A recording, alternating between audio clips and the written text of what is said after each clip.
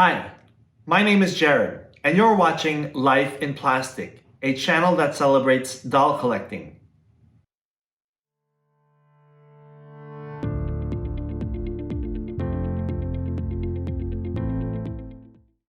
I've got something special to show you. In this video, we are going to unbox and take a close look at the Mattel Creations Art of Engineering Barbie doll. So stick around.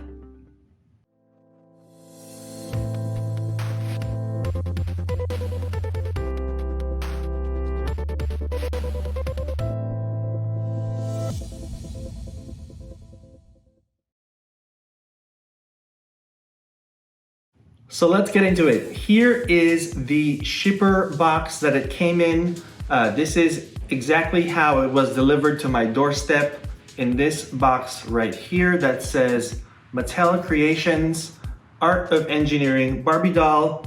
And it says right here that it's made in China.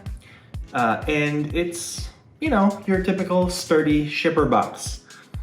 So what is Mattel Creations anyway?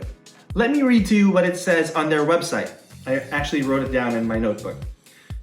So it says, in celebration of our 75th anniversary and the spirit of the garage where it all started, we're launching a new way to share our love of play called Mattel Creations. This all-new collaborations platform will offer a canvas for the most innovative creators of today and tomorrow to tinker with, reimagine, and recreate some of the most iconic toys in the world. For us, toys have always been art. This is our chance to offer you just that, toys as art and art inspired by toys. All right, toys as art and art inspired by toys. So what we have here is a piece of art. I cannot wait to see what is inside this shipper box. So let's open the box, shall we? All right, I'm gonna go ahead and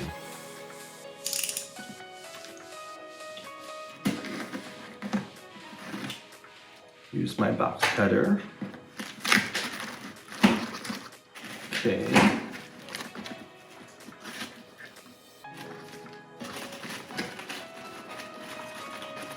So excited. Oh, it's in tissue. Okay. There it is. So I'm just gonna tear into this tissue.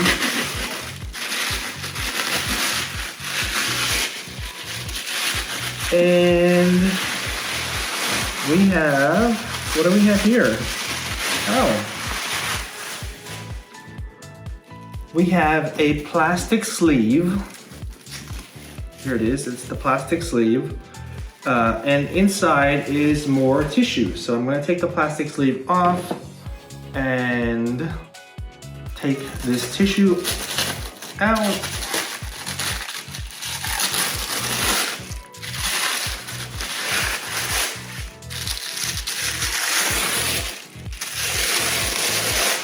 And voila, there she is. Okay.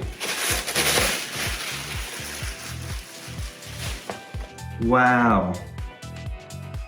Look at that. Look at this beautiful piece of art. It is a clear Barbie doll. It's supposed to look like the original 1959 Barbie doll, but you know, clear, so you can see presumably what the inside of the doll looks like. Although I do see some discrepancies or inconsistencies or whatever you want to call them. First of all, she is not wearing hoop earrings. She's wearing stud earrings. And she is not on the pronged stand. Okay, this is a different type of stand where you just have those arm rests or whatever they're called.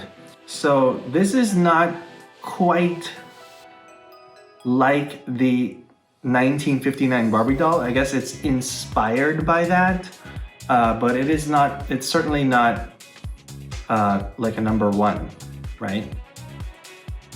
But yeah, she's wearing the high ponytail, all right, and she's got the poodle bangs, and she has the Genuine Barbie by Mattel wrist tag right there.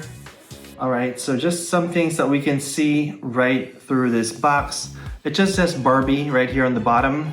Okay, so let me read to you what it says on the back here. It says, watching her daughter play with paper dolls inspired Ruth Handler in 1959 to design a three-dimensional doll that would go on to inspire girls for generations. The iconic Barbie doll is not only a game changer in the world of play, she's a game changer in the world of engineering. Barbie transforms and transcends the traditional play experience associated with paper dolls by introducing articulation that allows for dressing up and posing with ease. The doll that started it all is clearly in her element. Okay, so yeah, you can see she has articulation, which I guess was, you know, a very new thing when she came out. She's got 5 points of articulation. Wow, imagine that. So yeah, this is a feat of engineering. All right, so let me put the sleeve back on so you can see what it looks like with the sleeve. All right, here it is. So this is what it looks like with the sleeve on. And the sleeve says, number 1, 5 points of articulation, right up here. Number 2, July 24, 1959, patent filed. Okay, so the patent was filed on July 24th of 1959. And number 3, 3,009,284, original US patent number. Okay, so yeah, interesting stuff here. Interesting inside information about Barbie, right? So here she is, once again, in her packaging with the sleeve on. All right, and then here she is with the sleeve off. Very nice. So I just want to point out a couple things. This particular doll seems to have been damaged sometime during the shipping process. Not the doll itself, but the packaging got damaged. So first of all, there is this tear in the sleeve right here, okay? And if you look at this side of her box, you can see that it's completely broken. Okay, so there's a piece of the flap that is loose inside this box. So yeah, the box itself is damaged. The doll looks absolutely fine. So we are going to take her out of the box because, well, there's no point keeping her in the box if the box is damaged, right? Any excuse to get the doll out of the box. Oh, and by the way, in the bottom part of the back of the box, it just says adult collector. Okay, so this is for adult collectors. All right, so let's take her out of the box.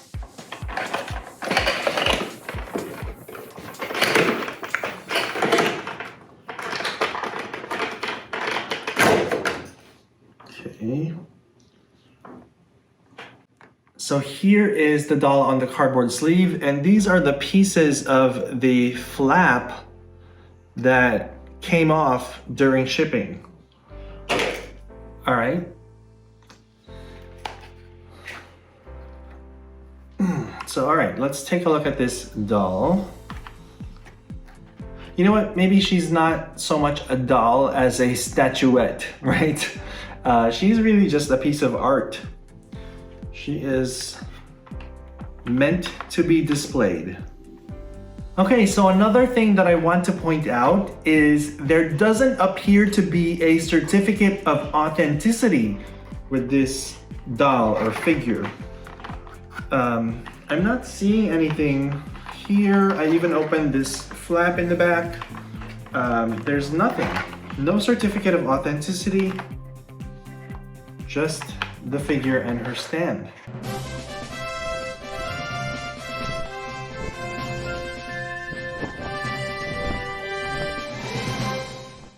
Okay, so here is the doll or the statuette, whatever you want to call her, off of the cardboard sleeve. She is so cute. I mean, it's definitely a very interesting art piece. It's definitely a conversation piece for sure. You know, it is so weird to have an invisible Barbie, right? So weird. Here is the invisible Barbie. So it looks like frosted glass, doesn't it? Very cool. So like I said, you know, she's wearing her ponytail with the poodle bangs, and then she's got those stud earrings. So she has the wrist tag, which says Genuine Barbie by Mattel, which is a nice touch. And let me take her off of the stand so we can look at her articulation, which is what this doll is all about. It's about the articulation on the original Barbie. So she has got 5 points of articulation. She has got articulation at the hips so that her legs can move front to back, just like so. She has articulation at the shoulders so that her arms can move all the way around. See, all the way around. And she has articulation at the head so that her head can turn. So the other thing that's kind of inconsistent with the real thing is that she doesn't have the neck knob inside the head, if you look very closely. Okay, that's because this is a hard plastic head. It is not, you know, the vinyl that has the give. That's just how this particular piece was designed, because it's supposed to have this clear look, right? So I guess, you know, whatever material that they used, they couldn't do it with the same feel or texture as the actual dolls. But yeah, this is really cool. So cool, so different, so unlike anything that I own. It's just so different. I kind of love it. Yeah. So this is the stand that the doll came with. It is not the original pronged stand that would give the doll holes in her feet. I don't know why they chose to do it this way, but they did. So this stand just has those armrests for her arms, so that she can rest on the stand just like so.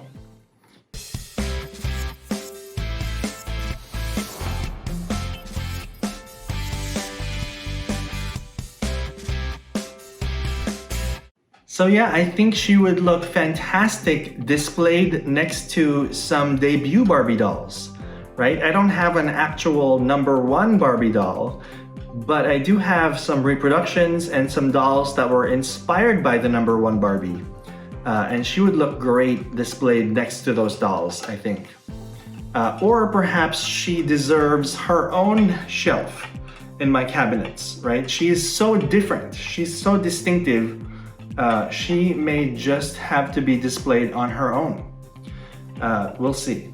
I don't know that I have the space to display her on her own. That's the thing. So we'll see how I end up displaying this doll. But maybe, just maybe, I'll show you what it looks like when she's next to some of those reproduction dolls and the dolls that were inspired by the #1 Barbie. And just like that, it is time for me to give you my final thoughts on this doll. So what do I think of the Mattel Creations Art of Engineering Barbie doll? Well, she is definitely a very unique piece in my collection. She is an art piece for sure. I mean, that's what she is. She's just Barbie as art. It's the only way I can explain this very strange, clear Barbie doll. I mean, look at her. Look at that face with, you know, it's got the Barbie mold, right? So different than anything that I have in my collection. She is definitely a standout. I kind of love her. So yeah, overall I'm very pleased with this doll or figure or statuette, whatever you want to call her. I think that she is worth what I paid for her, which was the original retail price of, I believe it was $75 plus tax and shipping. Yeah, I think that's how much it was.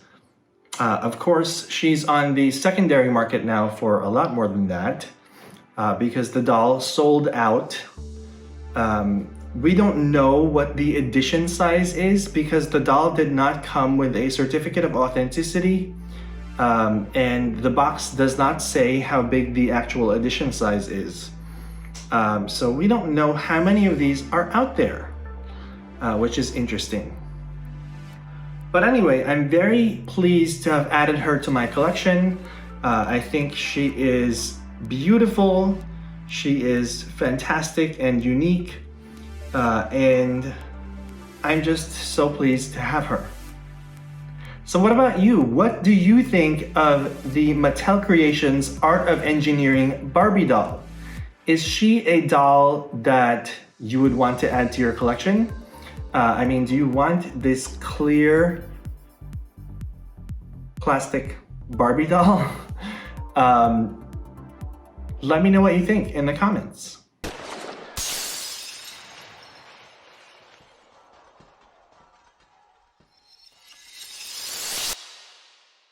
By the way, this is not the only art piece that I purchased from Mattel Creations. I also got the holographic poster, which I believe they only made 75 of. So I definitely am very lucky to have been able to get one of those. Yeah, so I have the poster. It's really cool and it's hanging in my Barbie room. And that's it. I'm very happy with it. It is time for question of the week.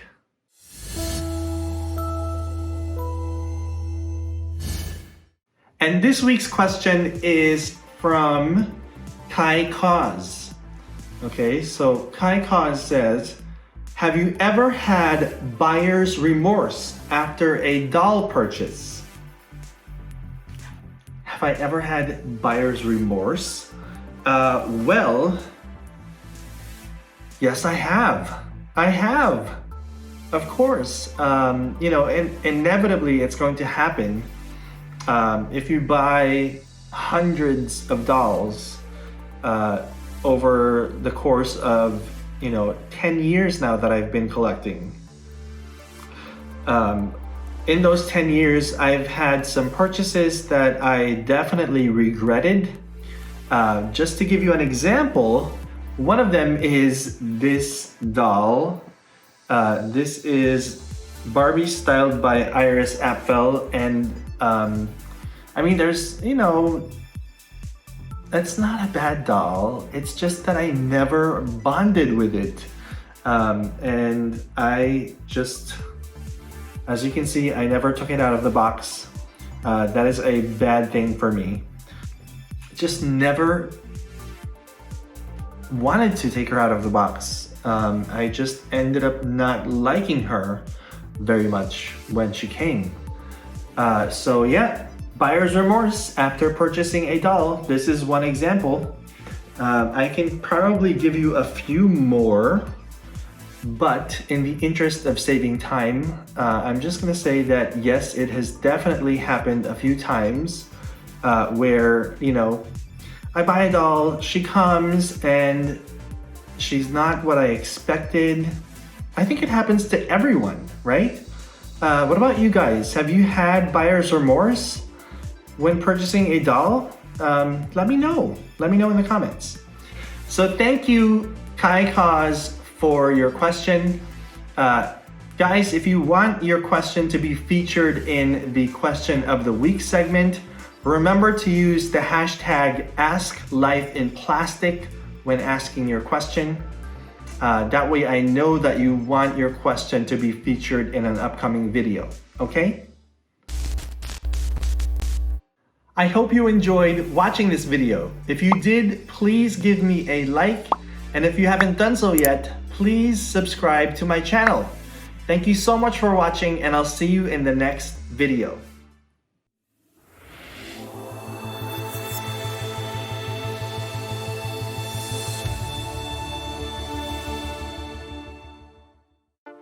Okay, so here is what she looks like when she's displayed next to some of the other dolls. She definitely sticks out. I think I'm gonna have to display her on her own. Yeah, I think she's gonna have to be displayed alone because it's, I don't know. I don't think she looks great next to these other dolls. I mean, not that she doesn't look great, but you know, she just stands out too much.